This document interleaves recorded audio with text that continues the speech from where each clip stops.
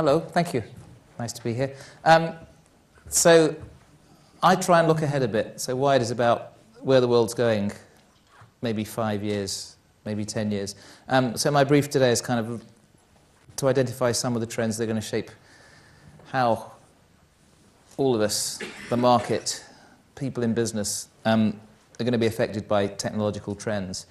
And it's not really about a crystal ball. If you want to predict what's happening, there's quite good lessons you can learn from, in the past, what we've got right and what we've got wrong. And I collect examples of the magical future world from the past. I just want to show you one example. It's an American corporate film from 1967 about how the world would be way ahead in 1999. Fingertip shopping will be one of the many homemakers' conveniences. This video console will be channeled into the store of her choice. There, a camera will scan a display of wares, which she will select by push button.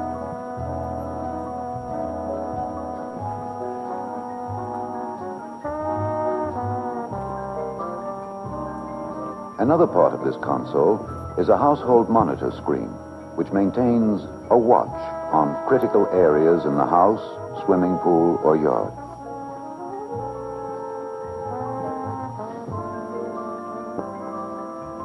What the wife selects on her console will be paid for by the husband at his counterpart console. All bills and transactions will be carried out electronically. A central bank computer will debit the family's account the amount of purchases and credit the department store, for example, informing the family's home computer at the same time. Father, at the touch of a button, receives an instantaneous printed copy of his budget, the amount of taxes he owes, the payments left on the car, and so forth. All documents and household records are available on the video screen for immediate reference. Also at his disposal is an electronic correspondence machine, or home post office, which allows for instant written communication between individuals anywhere in the world.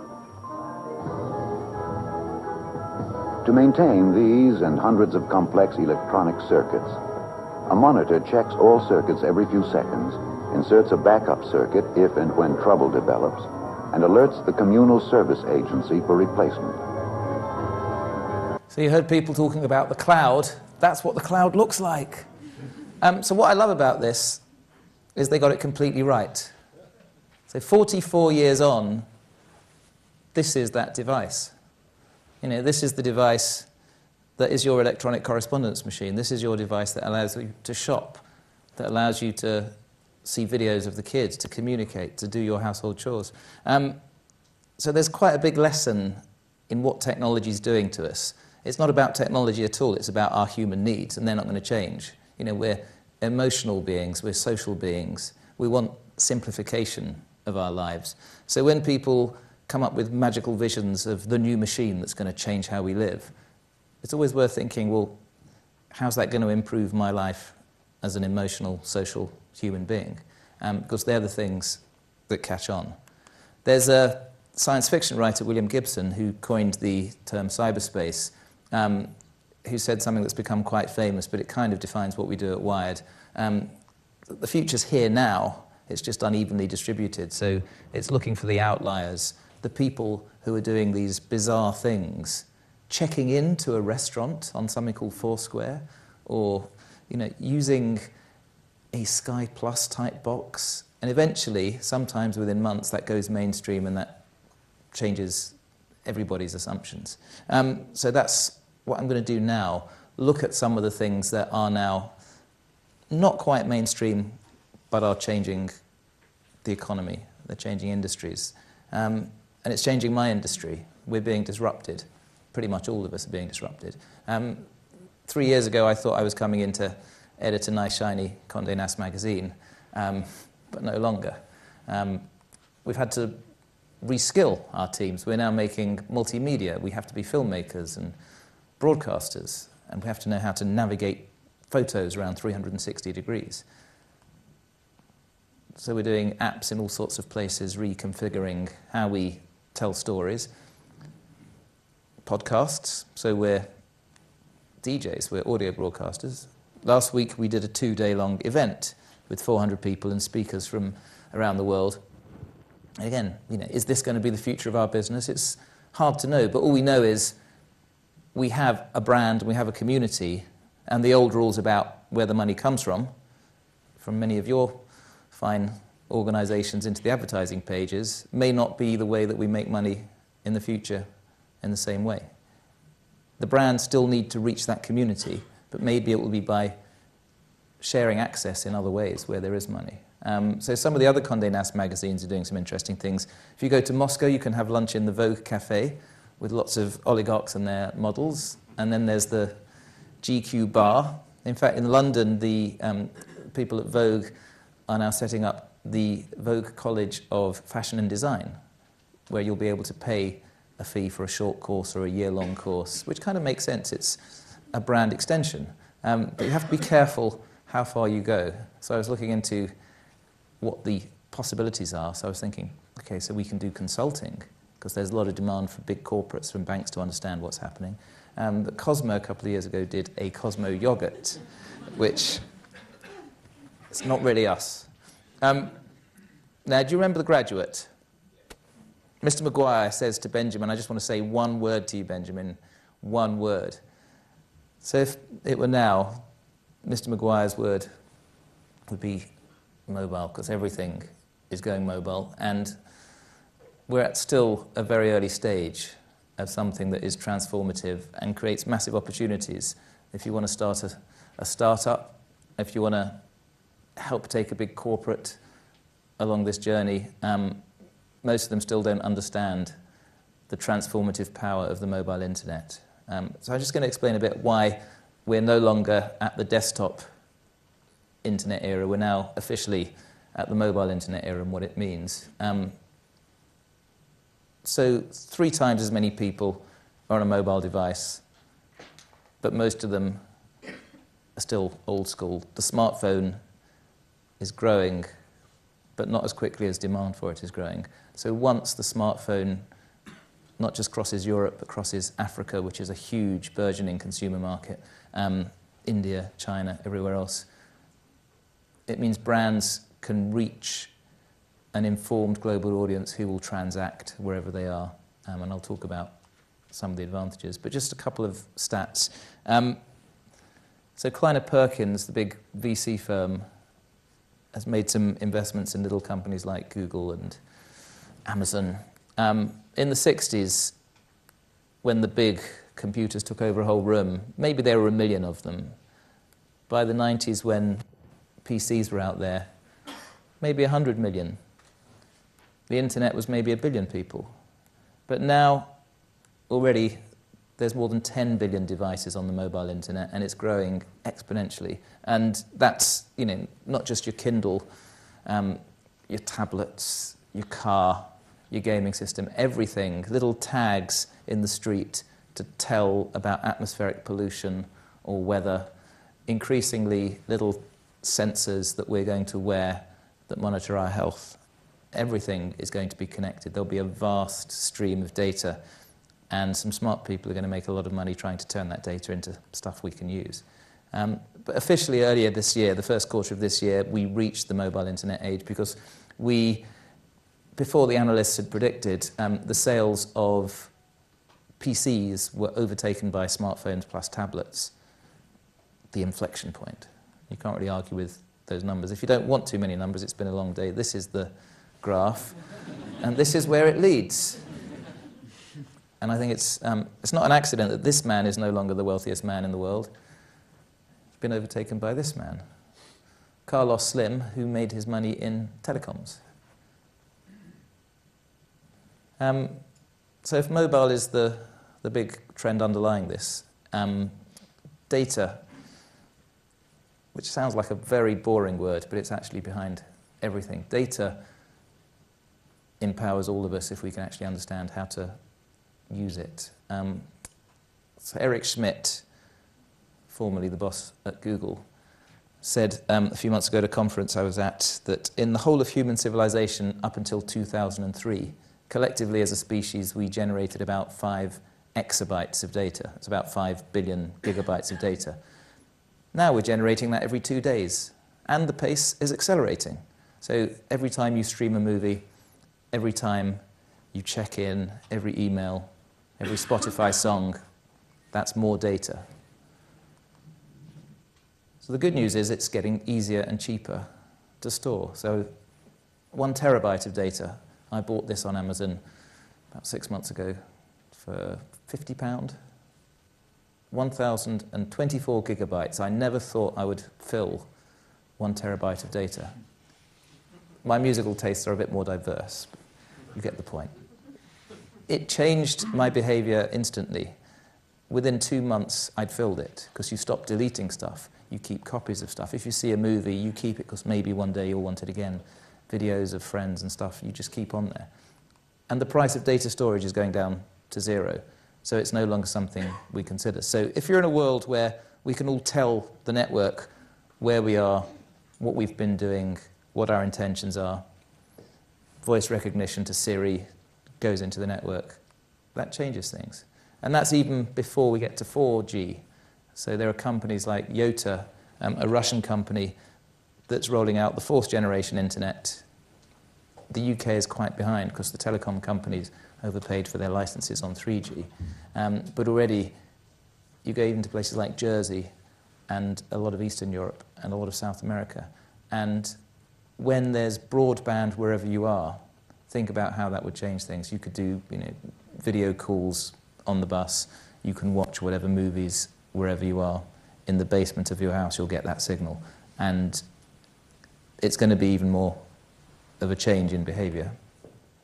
But let's think about the data we can give out now and where this could go. So for $99 today, you can go to the website of 23andMe, which is a company in California that tells you about your personal DNA. 23 pairs of chromosomes for people. And you spit in this little vial, send it through the post. 4 or 5 weeks later, you get your personal web pages, which tell you maybe 50 medical conditions and your risk of getting them compared with the norm. Your reaction to things like alcohol. Do you flush when you have alcohol? Your likely baldness outcome if you're a guy, your eye color and so on. It's really quite detailed, and it tells you where your family originated through the haplotype, so it gives you a little map. But what's really interesting is you get an inbox, and anybody on the network who they recognize as a cousin, they'll give you a list of, so you can explore. And they can tell if you're a cousin quite easily. So you get, on mine I think I had 900 first, second, third cousins. Didn't actually have a first one, but second cousins. They can tell there's a great-grandparent. And I got an email last week. I did it anonymously because I was slightly wary about giving all my data out there. But I wouldn't be talking about it if I discovered something scary. So I did it under a fake name, and I saw there's a writer I really know, and I get on with, and we hang out, David Eagleman. And he's in the States, and he's a cousin of mine I discovered through this. But what's really interesting is people want to start conversations. So I got this one. Hi, my name's Alison. I'm contacting you because we share 0.62% DNA on 6 segments. We could be cousins. Do you want to chat? And I thought, sorry, Alison, I still haven't dealt with all the LinkedIn requests, all the friend requests on Facebook, all the spam emails. But you can see where this leads. It's going to be quite interesting when a lot of people who realize that their parents, their father, isn't who they thought, discover this. And the data... Each day, millions of... Let me say that again. The data can improve your health outcome in all sorts of interesting, creative ways. So if you have asthma, people here with asthma, you'll know that you can't always predict where it hits. So what if you can use data and things like GPS to try and understand those patterns and give information that can help you make better decisions? So this is what a bunch of American doctors did. Americans carry and use inhalers to relieve asthma symptoms. How often a person uses their inhaler indicates how well their disease is managed. The Spiroscout is a small device that attaches easily to most inhalers. It uses GPS to automatically determine the exact time and location when the inhaler is used, because revealing where people use their inhalers provides valuable clues about environmental exposures that cause attacks. Our tools help patients, physicians, and public health agencies systematically track asthma in real time so that they can put the latest information to work to better understand and control the disease.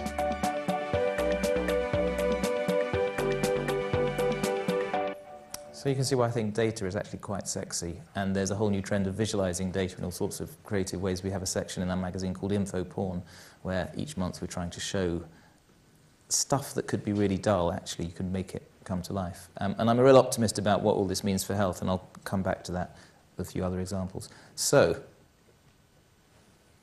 data, knowing where people are, huge network where everything is connected. If you can find benefits in connecting you in real time in a physical place, new opportunities again. So, augmented reality.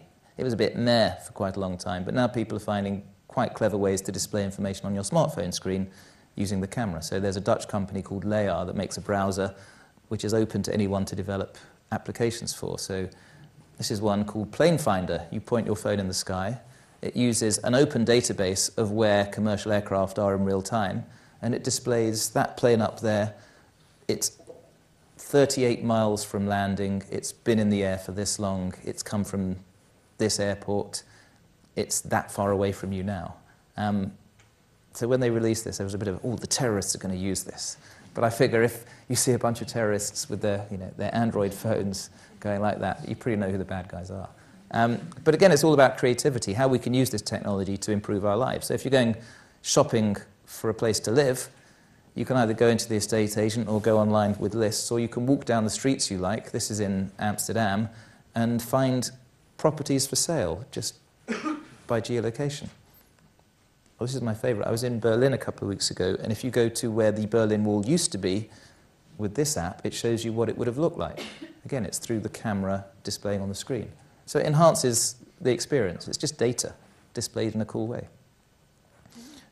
So, yes, there's commercial applications. You can check in because the network knows where you are, and the store knows your previous spending history. I think we're going to see a lot more of this, but much more personally targeted when you combine your social network and your location and your previous purchase history. But you can also do other interesting things with geolocation. So this is an app called Badu, which many of you here may use, set up by a Russian who lives in central London, who is making hundreds of millions of dollars a year out of this, because it's quite simple. You upload your picture, a couple of lines about yourself, and it uses geolocation to find, you can scroll, do you want to meet someone 50 meters away, 500 meters away? And it's free. So 110 million people, I think it's now 120 million people have joined it. So it's a good model. When you join, you get to the top of the search results. Very quickly, because there's 120 million people there, you get very, very low down on the search results. But you can pay £1 or $1 or €1 to get higher up. And Andre, the guy who founded it, said to me, David, a dating site, when they're successful, customer go away. My site, when they're successful, customer keep coming back. But this is a London business being valued in the billions. Venture capitalists are all over it, hugely profitable. So here's a word you need to take away, which is solo-mo. Coined by this man, a venture capitalist called John Dare, a very early investor in most of the big companies that we take for granted. And he says now he's only investing in companies that have social, local, and mobile aspects, because that's the growth opportunity, and that is where transactions are, and that is where you can understand consumer desire in an incredibly efficient way and drive them to spend money. So solo-mo, that's all sorts of businesses. It's every industry has that potential. This is recruitment. So Through Facebook, a company like Branch Out encourages you to reach out to your network to provide social recruitment. And they're growing incredibly quickly. So in a month, it went from 10,000 users to 250,000 users. There's normal retail. So this is a company, Giant Nerd, where you can buy snowboarding gear and outdoor gear. But they've made it social. They've built it around your social networks, your friends' likes, and so on. And again, huge increases in traffic. And people are spending more money. And social gaming. So you probably played some of these sorts of games. This is Wooga, a company out of Berlin. 36 million active users. So most of the games they don't pay for, but they pay for weird things inside the games. They pay for digital fuel. We're living our social identity increasingly online, so we'll pay to enhance our status in these games. So commerce in particular is going a combination of social and mobile, and some examples already out there, many of them through these people. I've just done a piece for our next issue on what they call social design, which is their vision that every industry has to redesign itself around the social graph. And they're quite serious about this. So already we've had media. So Spotify, you discover what your friends like. And we're having travel, and we're having the beginnings of retail. But their vision is you'll choose a school for your kids, or you'll choose a doctor via recommendations from your social graph. So what does that mean now? That means businesses like this, which encourage you to sync all your spending cards, your PayPal account, your eBay handle, your credit cards, and it publishes what you're buying to. You can either open it to the world or to smaller groups. It turns purchases into conversations. Or there's these collaborative sites, Polyvore, where you can collectively design the perfect dinner party setting or the perfect outfit, and the community votes, and the good ones rise to the top, and you're encouraged to purchase. You can solve some of life's intractable problems. So that moment when you're in the changing room and you don't know whether to get the blue top or the green top, and your other half isn't there? Well, now you can take a photo, upload it to Go Try It On, and in real time people will come back to you and tell you which suits you more. So I mentioned travel. This is happening now. This is a whole bunch of sites either about to launch or have just launched. And it makes sense. It's social. You want recommendations. You don't have that much time off to travel. You don't want to choose rubbish places. So you go through friends and friends of friends. And this is Trippy, a site that's trying to work out how to do this effectively. I've been wanting to plan a trip to Beach Town since my friend Katie went and won't shut up about how great it is. But here's what happens when I research Beach Town on the travel sites. Hundreds of hotel links and reviews, and I still know basically nothing about Beach Town because I don't know who to listen to. So here's what I do instead. I go to Trippy and I start a new trip. I say where I'm going and what I'm looking for, and Trippy ties into my Facebook and other places to find my friends who can help. Oh look, Donnie went to school in Beach Town, and Mikey just checked in there last week. And of course, I know how much Katie loves Beach Town. Hey, all right. Sweetie, what was the name of that beautiful resort we stayed at? Seashells. Seashells.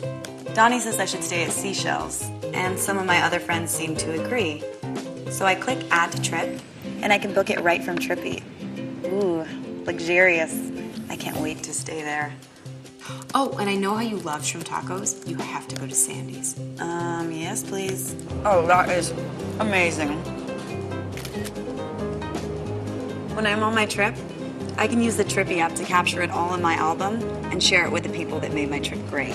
Hey, all right. This trip is shaping up to be incredible. And if any of my friends are dreaming of a trip like this, it's real easy to copy it for themselves. Oh, and you can't leave without taking your picture at Cappy's Bluff. It's sort of a tradition. Okay, I'll do it. Cappy's Bluff. I knew I wanted to visit Beach Town. I got my friends to help me plan the trip, and I got to take them along for the ride. And what made it all possible? Trippy. It's the new way to travel. Cappy's bluff. Yeah. I ain't going on holiday with her. But it's a threat to the advertising model, and I think there's going to be a whole load more services like this.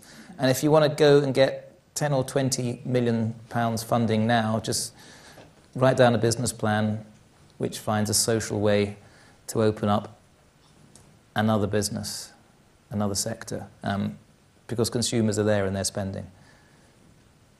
So I want to tell you about some of the weird psychology that goes on in this new world. This is my friend Ryan. So Ryan collected all his personal credit card details in his PayPal account and synced them to a site called Blippy, so that every time he bought something, it would get published. And he opened it to everyone, and he ended up working there, actually. He loved the site. So you could see when he was buying a T-shirt or when he was buying dental floss.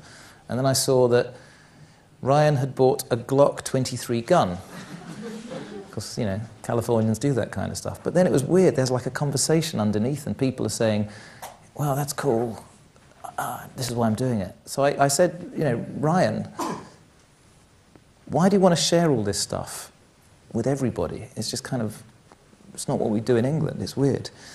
And he said, well, I'm just an ordinary guy, but this gives me a sense of power. I've got people listening to me. I've got people interested in knowing what decisions I'm taking. So it enhances my status in that world.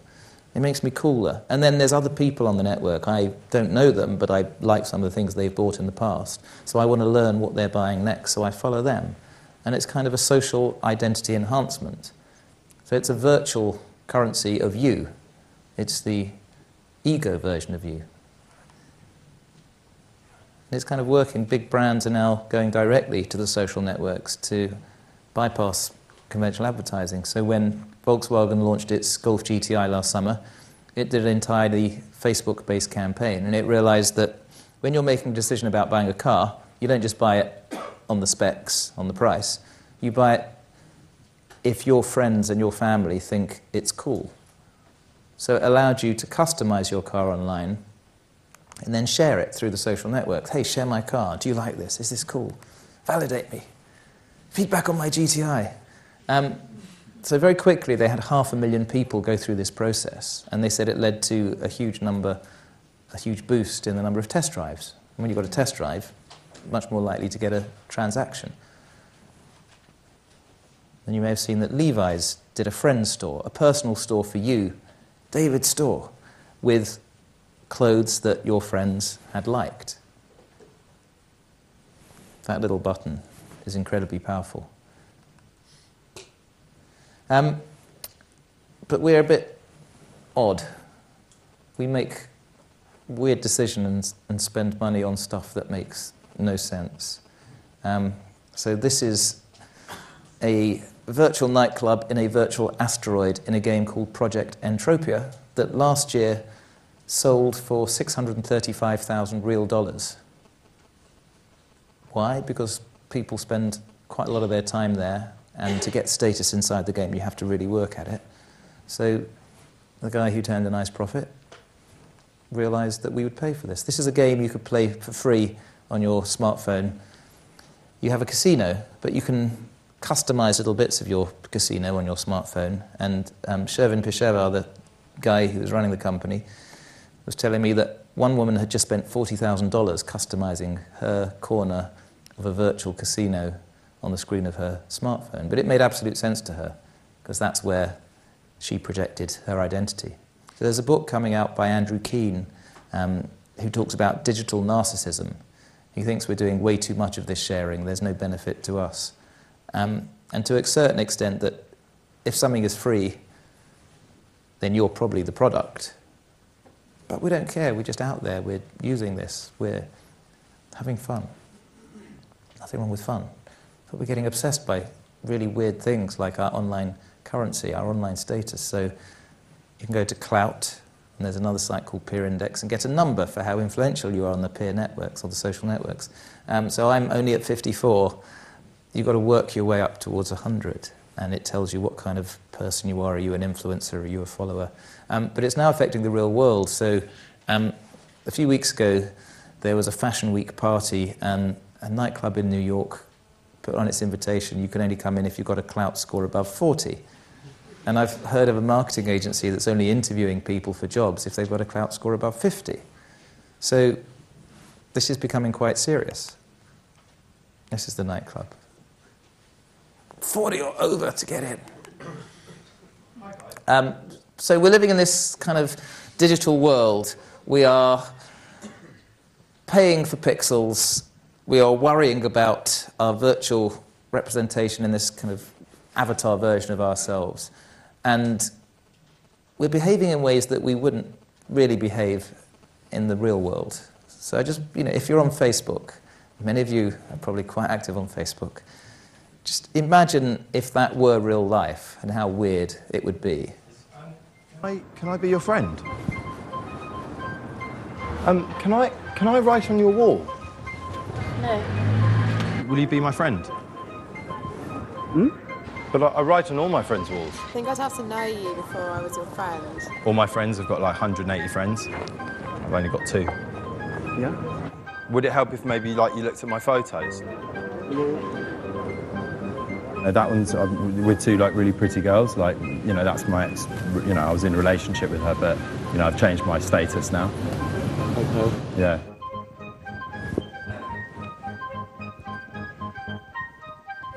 What's your relationship status? Single. Oh, good. Cool. I like that. Do you? Yeah. Good. I like your jacket. Thank you. I like your sunglasses.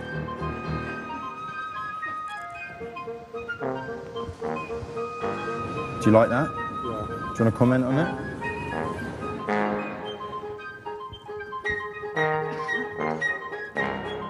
I like your Ray-Bans.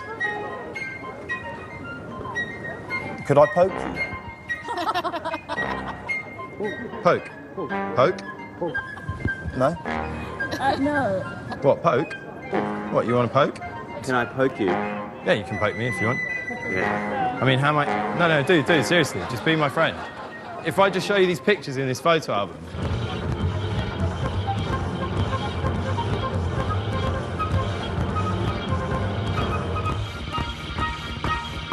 What's your name on Twitter? Mark de Libo. Oh, so you use Twitter? Yeah. I'm going to follow you. Okay. Cool. Well, I'm going to follow you. Right, okay. Wicked, cool. Right. All right, thanks a lot, nice one. Thanks, Okay. guys. Yeah. You're guessing what's going to happen now, aren't you? Okay. He follows them. This is the best trailer for an opera the English National Opera has ever done.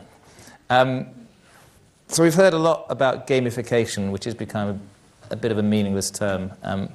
Everybody wants to gamify their product, their campaign. There's actually a serious use of game strategy to drive changes in human behavior, but it's often not what is sold by marketing campaigns. There's quite a lot of behavioral economics work, and Rory Sutherland talks about this, and Dan Ariely. And if you can make people compete in a way that is like a game, you can change their behavior for good. So a couple of examples, that if you have a Prius, the way that it encourages you to save fuel is to give you targets, and then you compete online with other people to be the best at saving fuel. Or there's a company called O-Power in the States, but it's just come over here, that designs bills for your energy that encourage you to consume less. And I think they're working with First Utility here. It tells you how much energy, gas, electricity you've consumed compared with your neighbours, but also compared with your really efficient neighbours. And you get little smiley faces. And the people who get these bills, on average now, are using about 4% less than people who get the ordinary bills. So you can change behaviour. And I run with an app called Runkeeper, and it encourages you to share your runs with other people. And of course, if you know that other people are going to be commenting on your run, it makes you turn up. You can't really make an excuse and stay in bed, because you kind of feel that peer pressure. So the crowd is incredibly powerful, and peer-to-peer, I think we've only seen the beginnings of what that's capable of doing, which can mean cutting out the official company. It can mean cutting out the banking industry. So The prime example of this is in Kenya. Vodafone, with the British Development Department, set up something called M-Pesa. Not many banks in rural Kenya, not many ATMs, but if you have a basic cell phone and you want to transfer money to somebody else, you can use their cell phone number and a PIN number, and you can do it directly. And there are people all over the country who you can give money to, and they'll put it on your account, and they'll take a tiny commission. It's about 4 years old, and now 25 to 30% of all money spent in Kenya goes through that system. It's extraordinary. They're trying to expand it in other countries. The banking industry in the other countries say there's security implications. You shouldn't really do this, but they're threatened. But that's come from nowhere, and that is now one of the dominant ways that people spend money. So, banking again, why should, when you transfer your money to euros or dollars, why should you pay the 3% or 4% commission fee when peer-to-peer we can do it directly? So there are sites like this is TransferWise, that will transact at the bank rate, and they'll take a £1 flat fee. Makes absolute sense. Why haven't we been doing this before? Because the internet creates this frictionless platform that connects us. And it's happening in health with sites like Patients Like Me, where you can share your symptoms and your responses to an illness in real time before the medical journals have caught up with it. It's happening to peer-to-peer lending. This is the British site Zopa. If you have some money, you can set an interest rate. If you want to borrow money, you can see what rate you'll pay. Guess how much the default rate is? These are strangers lending to each other. Pretty much less than 1%. Credit card default rates are 8 to 12%. This community is about 1%. Also on Kiva, where you can give microloans to people the other side of the world, again, hundreds of millions of dollars have been lent, typically with less than 1% default. So people behave well. So just sticking to banking again, why it's such a, I'll use the word disruptive, but it's threatening the ways every industry works. There's a bunch of companies now that are trying to work with your smartphone, incredibly powerful computer, more powerful computers in this than NASA had in the rockets that went to the moon.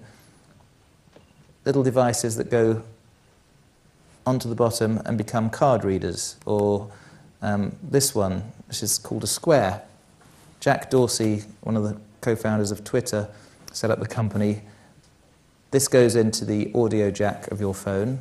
It's got a little swiper over here. You can swipe a credit card or a debit card, so anybody can take electronic cash. And they're planning to launch it here. It's currently booming in the States. He's talking about it being a billion-dollar business pretty soon.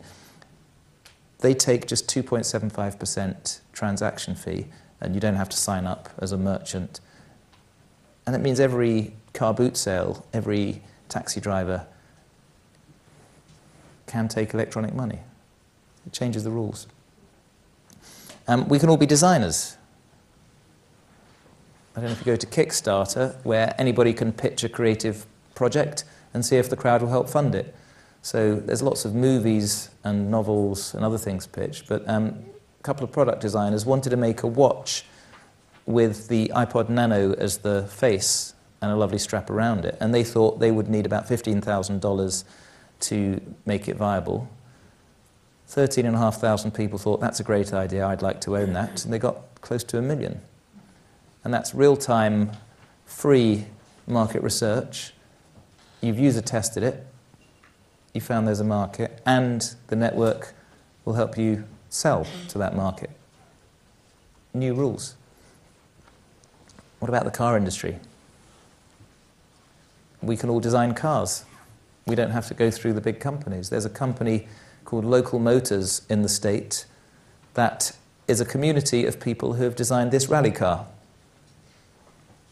People submit their designs, you vote, and then the beautiful thing is, when it's been agreed what the design is, they will help you build it over a couple of weekends. They will provide all the kit. It's about $50,000 to have your own rally car. And it's a real car.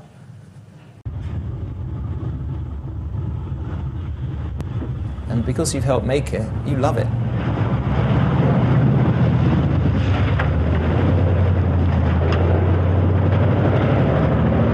they're doing a sports car next. Cool, huh? So any industry you can think of is being torn apart by the upstart newcomer who's offering an efficient service. So we're all competing against the internet. So this is Sal Khan, who started doing educational videos for his niece. And lots of other people thought, hey, they're really cool. And he's getting millions of views, and there's now 7,000 and something videos he's put up there. Go to the Khan Academy when you're home and have a look at what's up there. And you think, wow, this is as good as anything, if not better than I got at university. Car hire? Why not be a car hire company? A car, but it is expensive, and it often just sits there doing nothing. This morning, Dave put his car on Whipcar. It was completely free, and it only took him 5 minutes. This is Kate. Kate is lovely. She doesn't own a car, but she does need to use one every now and then. If Kate visits whipcar.com, she can find lots of cars that are available to rent within a 5-minute walk. Whipcar owners set their own prices, and Kate can rent a car for as little as an hour. For Kate, Whipcar is the most convenient and affordable way of renting a car.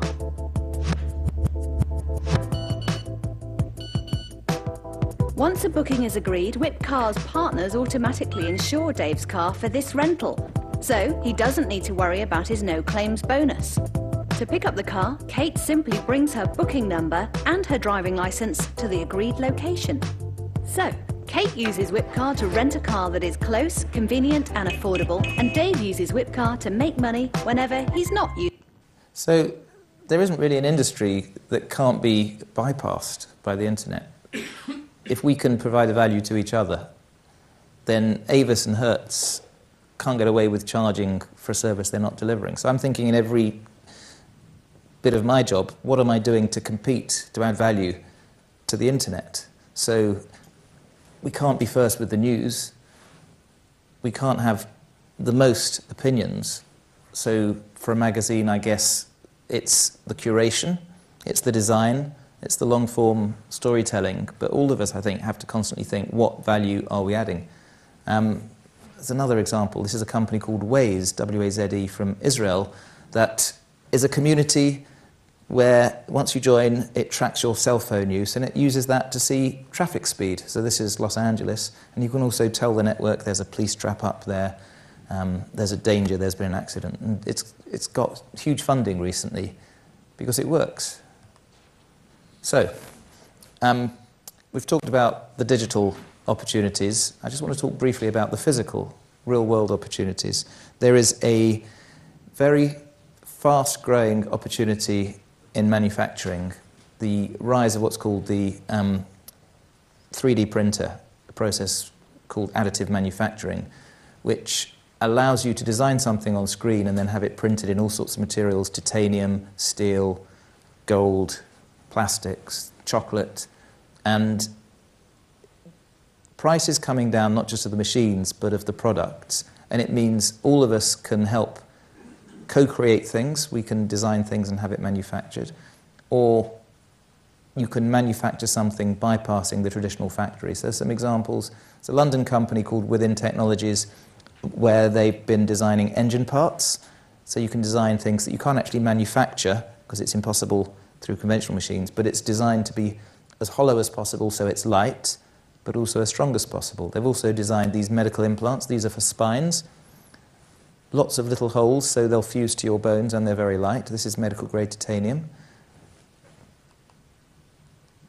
At our conference last week, somebody played this 3D-printed Stradivarius. German company called EOS in Munich. They scanned a real Strad, and they printed, the body is a type of plastic, and they had a violinist put strings and the bridge on it, and it sounded great. So you can make jewellery. This is a bicycle printed in nylon, in one piece. So a group of students in Southampton designed and made this UAV in a week. It's an artist who I know in Tel Aviv, Eyal Gever. He designs explosions on his screen. He simulates them, and then he prints them using a 3D printer. So this is kind of this big. This is a flood or a waterfall. shoes that fit you perfectly, because they've had a scan of your body. So it changes the rules of copyright. So what happened with music and with film on the internet is now going to start happening with real products, because you can copy them. So if you saw Super 8, the movie, there's this cube. So there's a website called Shapeways where people make an offer to trade 3D made goods. So somebody, a guy called Todd, made a copy of this, and he got a cease and desist letter straight away from Paramount, the studio. But I don't think that's a sustainable position, because everybody can take something and modify it. It's going to be an open source world. The next step is 3D printed human parts, and making parts for veins and kidneys, growing them in these things and printing them cell by cell. So what does this mean for things like privacy with all this information we're giving out there? It's a 20th century aberration, privacy.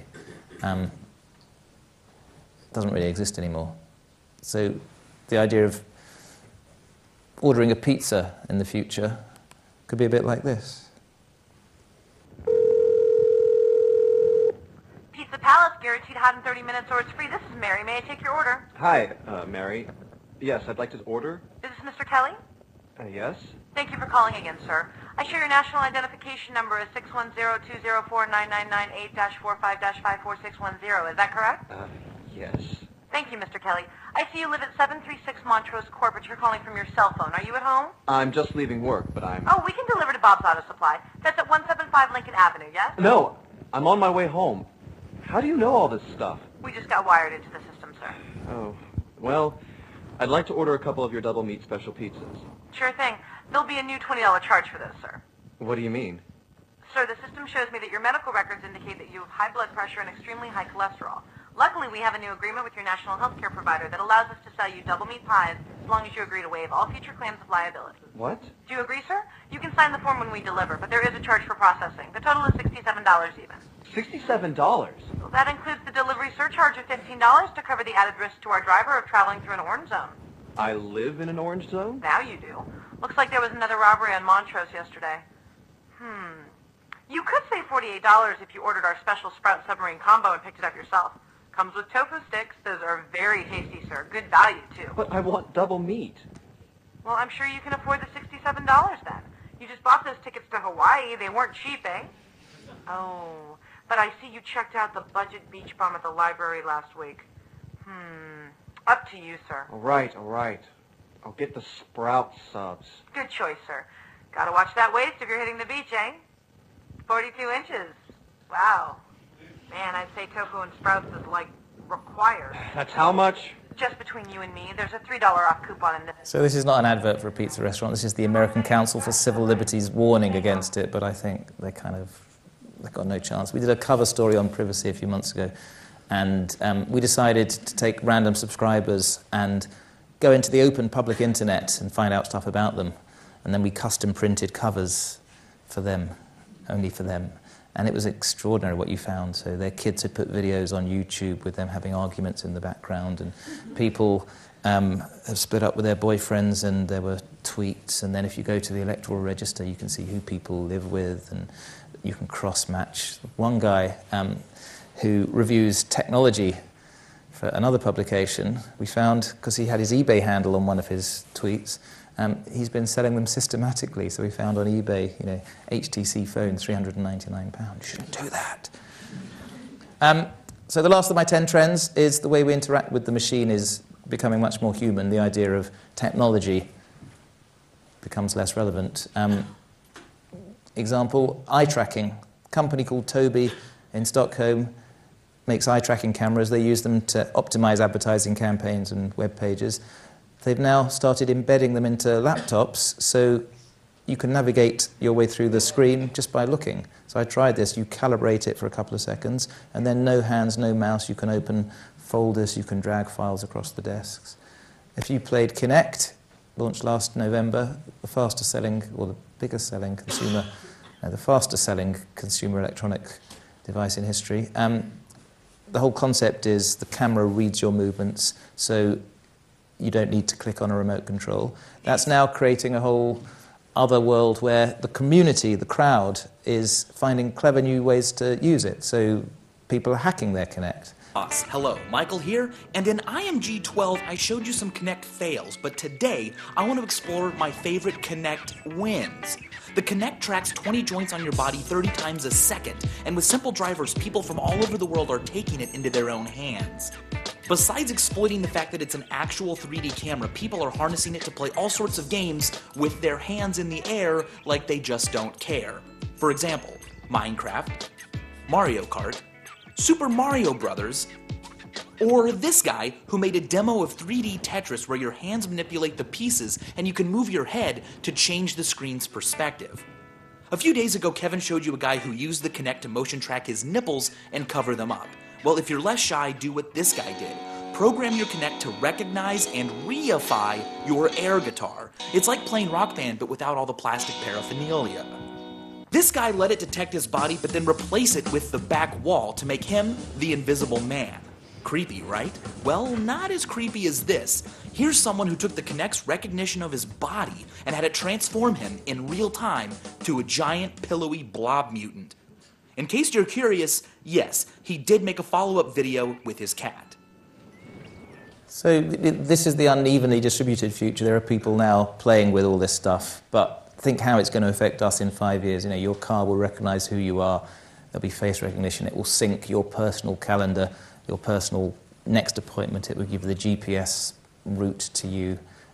It's finding uses for that. So I'm going to leave you with a bit of optimistic news. I'm a bit obsessed with health because I think data plus health. We've got a piece in our current issue about a guy called Christopher Tumazu, a London medic and specialist who's developing sensors for all sorts of things. But I'm tracking quite a lot of data to see patterns to try and improve. You can sleep with something called a Zeo. I know a lot of people who are wearing these bands around their head and it wakes them up when they're at the optimal stage and it tells you detailed sleep graphs afterwards, so when you were in REM. And so you can actually get a better night's sleep by knowing your patterns.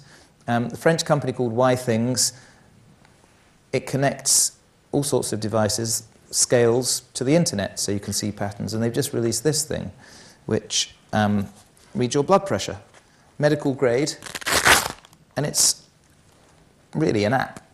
This plugs into your iPad or your iPhone, you fire it up, and it inflates. It's got batteries in here, and it's fantastic. It's really accurate. And interestingly, you get a web page, and you can control who gets access to it. So you can give your doctor access to it, so you don't have to go in for the appointments the whole time. So this is just the beginning. Douglas Adams, great man, Hitchhiker's Guide to the Galaxy writer, said something wise I'm going to leave you with, that anything that was invented before you're about 15 is part of the order of nature. It's always been like that. That's how it should be. Anything invented between the ages of about 15 and 35 is kind of exciting, and you might actually get some career benefit from it. But anything invented after 35 is against nature and should be prohibited. So I would say hang out with the 15-year-olds a bit more, get to know the interns, because you can't really argue with that. And even while I've been standing here, this is what's been happening in social media land. Let's see what's happening in games. See, all this money's being made from zeros and ones. It's crazy. Thank you.